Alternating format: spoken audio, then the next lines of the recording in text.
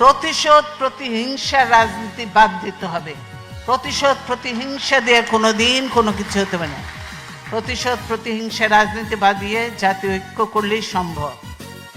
এখানে একটু আওয়ামী লীগ আর বিএনপির মধ্যে পার্থক্য। বিএনপি সবসময় জাতীয় ঐক্য প্রতিশোধ প্রতিহিংসার ঊর্ধ্বে সকল নিয়ে কাজ করতে চায়। এই হাসিনা আজকে দেশের এই অবস্থার জন্য সম্পূর্ণভাবে হাসিনা দায়ী। কারণ হাসিনা, এই যে আমি শ্রদ্ধার সঙ্গে স্মরণ করব, বিশিষ্ট সাংবাদিক ছিলেন, বিবিসি সংবাদদাতা ছিলেন সিরাজুর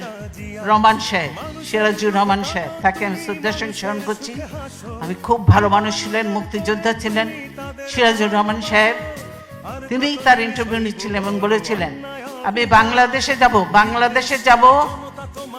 যাব রাজনীতি করার জন্য নয়, প্রতিশোধ নেওয়ার জন্য। হাসিনা এই কথাটা বলেছে, উনি বলে এটা ঠিক হচ্ছে না, কিন্তু হাসিনা বলেছে আমি প্রতিশোধ নেওয়ার জন্য।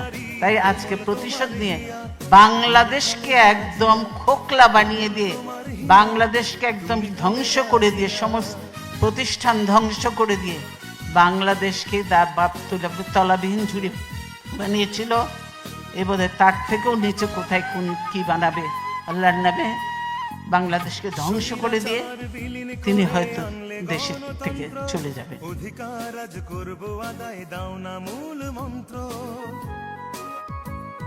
স্বৈরাচার বিলীন করে আনলে গণতন্ত্র, অধিকার আজ করব আদায়, দাও